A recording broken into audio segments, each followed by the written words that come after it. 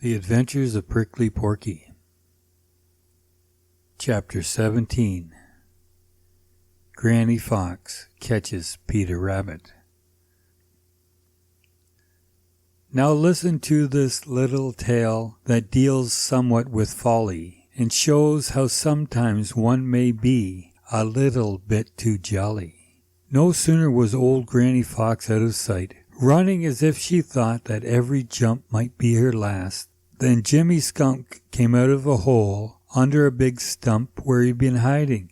Peter Rabbit came out of a hollow log from which he had been peeping, and Uncle Billy Possum dropped down from a hemlock tree in which he had so carefully kept out of sight, and all three began to dance around Prickly Porky, laughing as if they were trying to split their sides. "Ho, ho, ho!" shouted Jimmy Skunk. "I wonder what Reddy Fox would have said if he could have seen old Granny go down that hollow." "Ha, ha, ha!" shouted Peter Rabbit. "Did you see how her eyes popped out?" "Hee, hee, hee!" squeaked Uncle Billy Possum in his funny cracked voice. "I reckon she am bound to have sore feet if she keeps on running the way she started." Prickly Porky didn't say a word. He just smiled in his quiet sort of way and slowly climbed up to the top of the hill. Now old Granny Fox had been badly frightened. Who wouldn't have been at seeing a strange creature without head rolling downhill straight towards them? But Granny was too old and wise to run very far without cause. She was hardly out of the sight of the four little scamps who had been watching her when she stopped to see if that strange creature were following her. It didn't take her long to decide that it wasn't. She did some quick thinking. "I said before there has to be some trick, and now I'm sure of it," she muttered. "I have an idea that good-for-nothing old Billy Possum knows something about it, and I'm just going back to find out." She wasted no time thinking about it, but began to steal back the way she had come.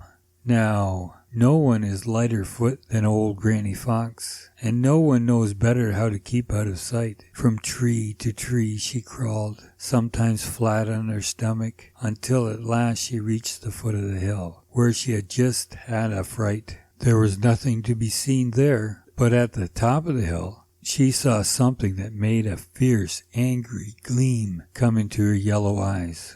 Then she smiled grimly. "The last laugh is always the best laugh, and this time I guess it's going to be mine," she said to herself, very slowly and carefully, so as not to so much as rustle a leaf. She began to crawl around, so as to come up on the back side of the hill. Now what Granny Fox had seen was Peter Rabbit and Jimmy Skunk and Uncle Billy Possum rolling over and over in dried leaves, turning somersaults, shouting and laughing, while Prickly Porky sat looking on and smiling. Granny knew well enough what was tickling them so, and she knew too that they didn't dream, but that she was still running away in fright. At last they were so tired with their good time that they just had to stop and rest. "Oh dear, I'm out of breath," panted Peter as he threw himself flat on the ground. "That was the funniest thing I ever saw. I wonder who Peter didn't finish. No, sir, Peter didn't finish. Instead, he gave a frightened shriek as something red flashed out from under a low-growing hemlock tree close behind him, and two black paws pinned him down, and sharp teeth caught him by the back of the neck. Old Granny Fox had caught Peter Rabbit at last.